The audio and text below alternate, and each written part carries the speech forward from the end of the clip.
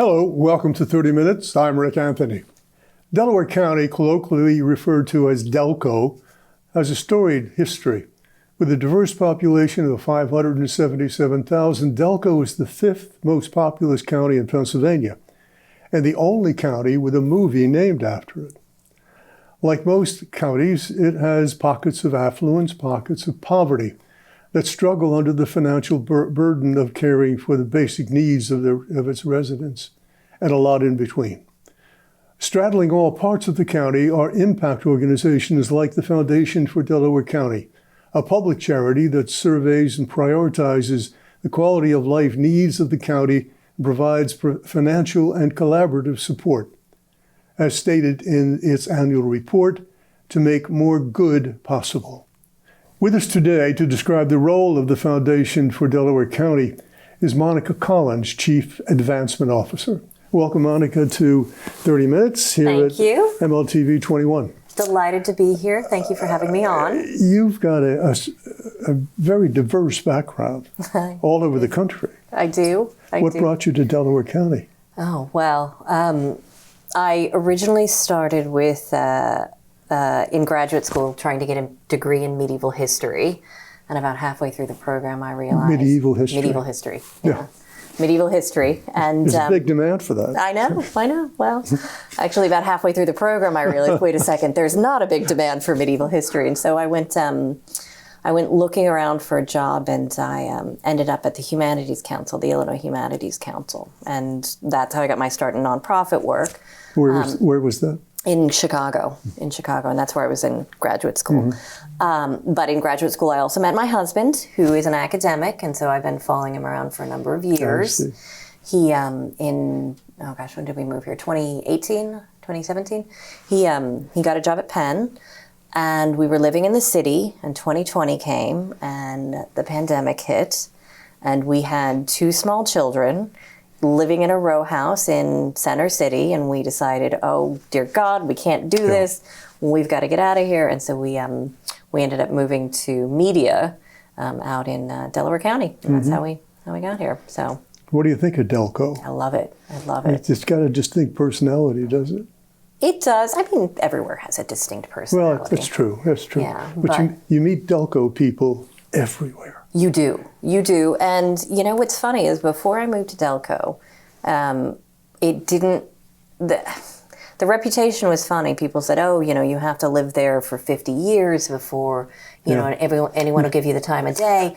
And I find that to be actually the complete opposite. It has been the nicest, warmest welcome. And I don't know if I've got a, special star above my head or whatnot, but I think it's been lovely. But do you live in the borough of Media? I don't live in the borough. I live in Rose Valley, so just south of the borough. All right, fine. Yeah. But even these are close communities. Oh, yeah. And there is a lot of community activity and involvement. So it's easy to become assimilated. Oh, I know. It really is. I mean, funny enough, I think the first week I showed up, one of my neighbors showed up, and they're involved in a local community group, and said, "Hi, what are you doing? Can you be part of it?" And so it was great. And everyone showed up with cakes and pies and cookies, and it was really a really nice welcome. Great. Yeah. What is a public charity, and how does it differ from other charitable organizations? Well, a public charity is just a charity that receives the majority of its donations from the public. So, many people versus a single individual or, just a family. So there's not, most organizations are public charities. Yeah. It's not a special designation from the IRS, for example? Well, in order to be a public charity, you have to be a 501c3. Okay. Yeah. And how did the Foundation for Delaware County, where did it start? Oh. I really wasn't aware of it. I was aware of another community foundation, but this one was new to me. Perhaps it shouldn't have been, but where did it start? Well, we are a relatively young foundation.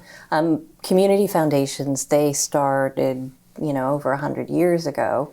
I think the first one was out of Cleveland, and over time, I think there's now 850 odd community foundations around the country. Our start actually is almost 10 years ago. We're shy of 10 by 1 year. And the foundation started out of the sale of a hospital system in Delaware County. At the time, the hospital system was sold to a for-profit entity. The for-profit entity couldn't take on the nonprofit holdings, and so the board at the time decided, rather than start a healthcare foundation with a very singular, specific focus, that they would start a community foundation because there wasn't a robust presence in Delaware County, and they saw a need. So. Well, did that necessarily mean it was confined to Delaware County? Could a community foundation have gone beyond Delaware County to Chester County? Or You can. I mean, although Chester County has its own community foundation. They do. Community foundations, they are geographically specific, but that geography can change or be whatever they would like it to be. So Colorado has, I think, a community foundation for the whole state, and others have community foundations for a town or a city. We all have a geographic border that is our county, but Philadelphia Foundation, they serve Montgomery County and I think Chester and Delaware County too, so they have a broader reach than just Philadelphia. Now, much to the consternation of the Delaware County Community Foundation, years ago I was the interim executive director of the Delaware County Community Foundation, which was new and claimed to be the only community foundation in Delaware County at that time. And they relied pretty heavily on the Philadelphia Community Foundation, which it's the 800-pound gorilla. I mean, they spread their tentacles all over the place. But gradually more and more money was coming into the Delaware County Community Foundation as people became aware that they had an option. They didn't have to go downtown. But what's the difference between the foundation for Delaware County and the Delaware County Community Foundation? They are two distinct organizations, is that correct? Yes. But both in the same business. We're all in the same business, but we play nice in the sandbox. So the Philadelphia Foundation, they're fabulous. They've been around for a very long time. They operate out of Philadelphia, and they do great work. They really do great work. Yeah. And, but for some individuals who are really, their heart is Delaware County, they may feel like Philadelphia, that the grants that they offer or the programmatic reach isn't enough in their backyard. And so they might turn to either us or the Communities Foundation, which is the other local community foundation. I don't want to get too deep into all of the details of community foundation, but most people don't realize that they can create a trust. Go to a community foundation, yours, for example, and relatively low or no cost, create a trust. Well, I think most people don't know what a community foundation does. That's true. We're going to fix that. All right. That's why I'm here. Yeah. Mission statements, and I've written a lot of them from clients, are always high-sounding and aspirational. How does the foundation, a word that I came up with, how does the foundation create something real from its mission statement in meaningful ways?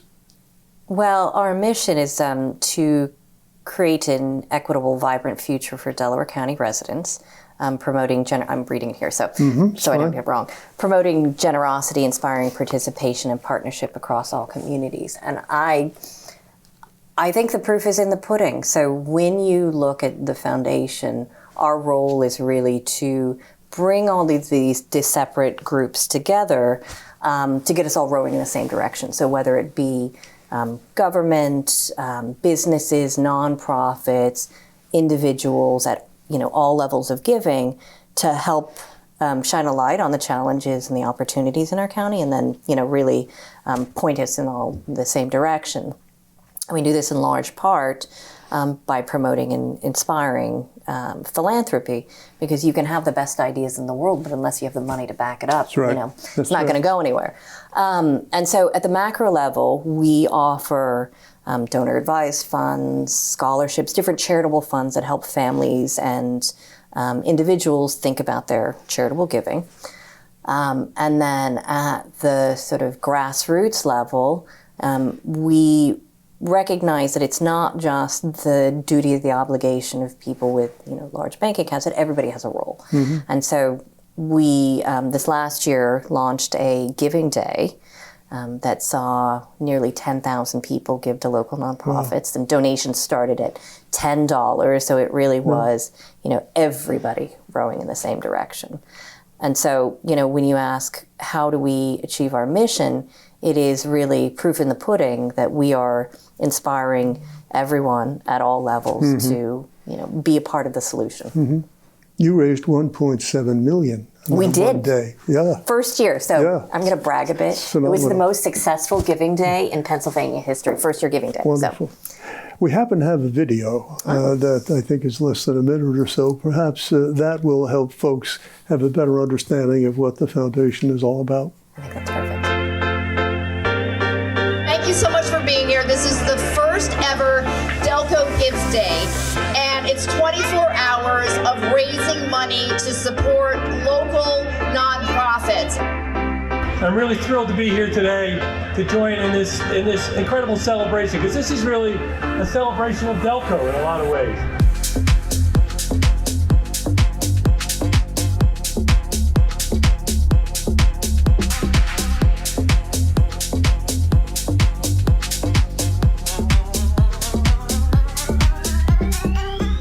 I give for the children. We give for social justice. We give for education. I give for the environment. I give for human services. We love Delco!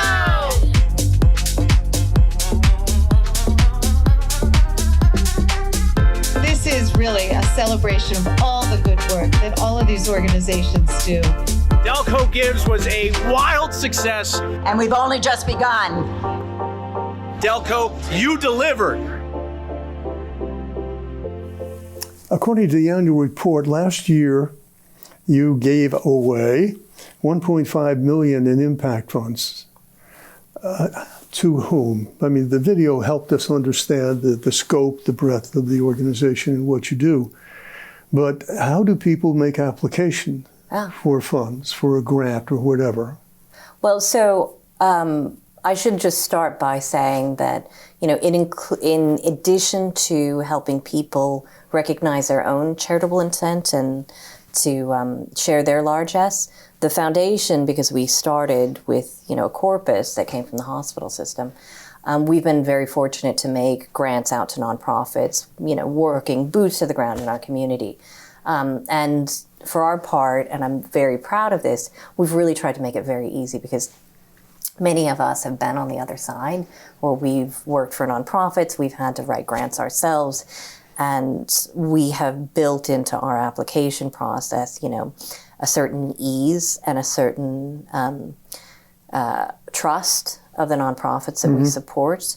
And we have I would say, very close relationships with a good number of our nonprofits in Delaware County. So the application process generally opens up in January. You have about a month to finish your application, after which the grants committee, which is made up of board members, community leaders, different individuals, staff, they vet and review the grants. Then they go on site visits to, see the work that's being done, and then they make their Are they one-time grants or recurring grants? They can be either, yeah. And I'm very proud that we're the largest philanthropy in Delaware County, and that our grants are, relatively large. So we have small grants, but we also have, decent-sized grants. There's a page in your annual report, I think it's page 3, with an illustration of the many different kinds of funds that the foundation maintains. Could you quickly walk us through that? Sure. So this page talks a little bit about the different hats that the foundation wears.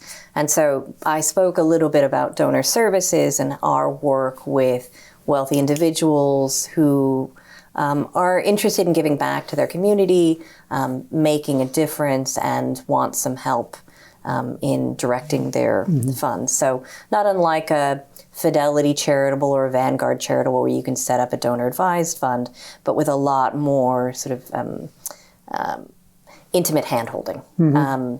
And you can see this where you might be a really charitable individual who wants to give back and wants to see good done in their community, but you're a busy man. Right. You don't have time to figure out, whether this organization is trustworthy or this organization is doing good work or what the impact is of that. And for many of the organizations doing good work, they don't have the staff to, try and get the word out or reach people to tell them about their impact. And so we're a bit of a bridge between the two. And so we help our families think about their philanthropy, think about the impact they want to make, and help direct their giving if they are so interested. So that's the one hat with donor advised or with donor services. Oh, and I should mention another aspect that we see is, there are donors who may have a loved one that they want to honor and with a scholarship, so we help start those and help them with that sort of process, which can be a bit cumbersome, admittedly. So that's our donor services hat. The other hat that we wear is our nonprofit services hat, and that really is because nonprofits, we all know, are underfunded, underserved, understaffed, and you can give someone all the money that you want in the world, but unless there's some sort of knowledge base behind that, some sort of professionalization, then it's really hard to make the impact you want to have. And so with our Center for Nonprofit Excellence, we really try to raise the bar of nonprofits to help get them the education, to get them the community services, to help get them the peer learning that they so need. So we obviously provide funding to help meet that underfunded part of it. Understaffed, we provide back-end services for a number of nonprofits, helping them with their administration, or we help them manage their endowments.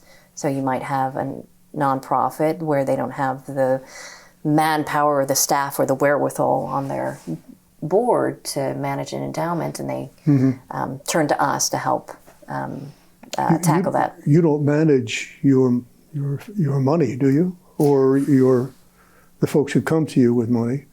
Do you manage the money? We have an investment management company. Yes. PFMAM, and they have, I think, $150 billion under assets under management. So they manage they actively manage our pooled fund. So everything is in a pooled fund, with each fund subsectioned out, not to get too much in the weeds. And then beyond that, and I think this is why donors and nonprofits turn to us, there's just a lot of oversight over those funds. Yes. And, we've all heard stories about nefarious this, that, and the other thing. So the fund is actively managed. It is overseen by an investment committee, which meets quarterly and makes sure that we're hitting our targets. Beyond that, we have a finance committee that reviews our investments, and beyond that, we have the overall foundation board. So there's many layers of oversight, which I think is, if I was coming from the nonprofit world, would provide a certain level of comfort to me. But that's our nonprofit services. And then we also, as I mentioned earlier with you, because of our sort of foundation start and out of the hospital system, we run a number of public health programs in the county. So WIC, Supplemental Nutrition Program, Healthy Start, Nurse Family Partnerships are all programs that the foundation runs and manages. We serve nearly, I think, in and around 8,000 families every year, families every year, which is a lot. Yeah. And, you mentioned this earlier in your introduction, but the need in Delaware County is not immediately obvious. So, but, if you look at the statistics for Delaware County were great. You know, median income's great, health is great, you know, we're above the national average. But when you dig into the numbers, we are very much a tale of two cities. I'm often surprised, even in where I live in the northern part of the county, the number of people, you would never suspect it. You would but never the number of suspect it. people who are living right on the edge and need help. Yeah. Yeah. Yeah.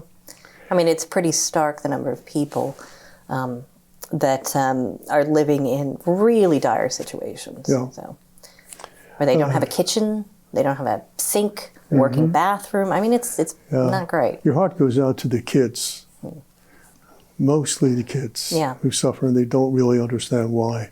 Yeah. Yeah. I was surprised by a statistic that over the next decade or so, over $28 billion is going to be transferred from one generation to the next. That looks like a real opportunity for a foundation for planned giving. It's an amazing opportunity for planned giving. And I think, you know, if you look at it, there's a lot of uncertainty at the moment in the nonprofit sector, and I think there's a lot of need. And at the same time, there are so many individuals who are, you know, reaching retirement age, just maybe beyond retirement age. They've spent their life, you know, building up this beautiful corpus of money, and their kids are successful, and now they're wondering what they want to do because they're thinking about what's my next step, what's my, you know, what change do I want to leave in the world? And this is just such a ripe opportunity for us to provide education. Yeah, but in most instances, a person like that would go to his or her accountant, his or her attorney. Do you rely on those people to refer to you? Absolutely. Yeah, so I think our strongest connection, I mean, some of our strongest connections are with professional advisors. So estate planning attorneys, investment advisors, CPAs, they are having those conversations with their client and saying, you know, you have this wealth, what do you want to see? What do you want to do with it? Or there's a tax benefit that, you know, there's a windfall or sort of some sort of tax event, and their CPA is saying, you know, you might want to, there's three places you can give your money to, right? You can give it to family, you can give it to charity, and you can give it to the government. And nobody wants to give it to the third. So how do you figure out how to give it, you know, give the right amount to your family so that they are healthy, happy, and sustained? And how do you give the right amount to charity so that you see other families healthy, happy, and sustained? So, yeah.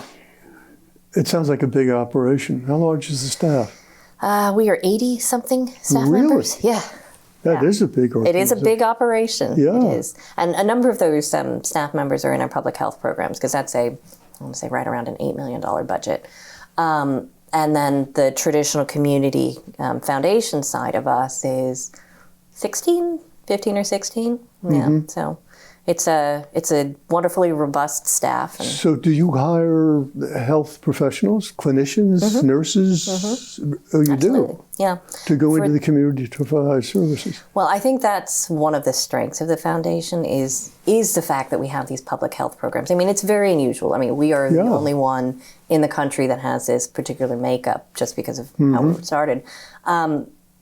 But in my mind, I think it provides us with a certain pulse on the community, because all of our public health programs service, you know, low-income families who are struggling in one way or another, and having that intimate knowledge about what these families need, you know, what things can make their lives better, what is the off-ramp for them, I think brings the foundation a certain wealth of knowledge that, you know, other foundations may not have. I don't mean to pick on Chester, everybody does, but Chester seems to be experiencing another renaissance, and I hope this one works, because God knows they've tried often enough to bring that city back. Are you seeing a renaissance in Chester? I mean, so I have a ton of love for the city of Chester, and they have had struggles over a number of years. A lot of money has been thrown at Chester. Well, I mean, over the years? yeah, there's been a lot of historic wrongs that have been done to Right. Chester, starting with the highway and Yeah. et cetera. But moving beyond that, I mean, I agree with you that I see such a bright future for the city of Chester, and that there can be so much done. I mean, there's so much spirit. There is Yes. so much engagement, community engagement. I mean, just really I know. so much community engagement and a desire for change. Let me tell you a quick story, though. Oh, go ahead. This goes back years. I was at a meeting of the, I guess it was the Chamber of Commerce. And the subject was, what can we do for Chester to bring it back? And there was a lot of discussion, and there were representatives of just about every aspect of the community. And one small preacher, reverend, stood up, and he said, the problem is we're our own worst enemy. We fight among ourselves. All of the churches fight among themselves. All of us fight among them. And one black woman stood up, and she gave them hell. And I said to myself, and I still believe it, if communities could be run by mothers and grandparents, she was a grandmother, by mothers and grandparents, things would be a lot better. It's a memory. It just struck me that that's really what that community needed. And perhaps others as well. Well, I'm never against mothers and grandmothers running things. So, but you know, that has not been my experience. I've been here 4 or 5 years in Delaware County, and I've worked very closely with organizations and people in Chester, and I find everyone just. And maybe everyone's just being very nice to me, and but I'm sure I you're see right. such collaboration and such goodwill, and I'm sure there are things going on. I guess maybe I haven't seen it. So, what's the most satisfying part of your job? The most satisfying part of my job? That's a very good question. I think the most satisfying part of my job is helping be a translator. So helping people recognize that change doesn't necessarily have to come in these sort of big, broad, monumental Mackenzie Scott ways that even the, guy on the street can have an impact, and that it's not about one person making a difference, it's about us collectively making a difference, and I think that's really important. So I think that's probably my favorite part of my job, is being that translator. Yeah. I guess if I were in your shoes, one of the most satisfying, but just to your point, just seeing the difference the foundation makes with all of its programs, but most importantly with the people who go out in the community and are dealing hands-on with people who are crying and desperately in need, and they make a difference, whether it's a nurse or one of the people who goes out just to talk to somebody. That's when I was with the Delaware County Community Foundation. That was the most satisfying part from my standpoint. Even as small as we were and as young as we were beginning to make a difference with the people who really needed help. Particularly older people back then, of which I are one. Well, I think, it is really, I guess it's part of just, as you said, making yourself feel as though you're making a difference. And, I've been, in our interview, hammering a little bit on the need in Delaware County, but there's also so much opportunity. And, when you talk about Chester, the riverfront activity is going to be, I think, fabulous. Agreed. And you look at all of the successful and thriving arts organizations in our community. I mean, we have Upper Darby Arts and Education Foundation, and they are, world-renowned and do fabulous performances. And so, if you look at all of the organizations that are really thriving and helping people, to your point of older folks, helping people connect, because the Surgeon General had that report out recently about the dangers of the disease of loneliness. Right. So I think there's lots and lots of organizations in Delaware County doing really good work to just bring us all together. Yes. So, Monika, it's been a pleasure having you today. Thank you for having me. My guest today has been Monika Collins, who is the Chief Advancement Officer for the Foundation for Delaware County. If folks would like to know more, how do they do that? I would encourage you to visit our website, delcofoundation.org. I also encourage you to reach out to me. You can find my number on the website or my email on the website, and I'm always happy to have a conversation about how people can get involved in all the good things that are coming to our county. So, thank you. Until next time, I'm Rick Anthony. This is 30 Minutes here at MLTV 21. Take very good care of yourselves.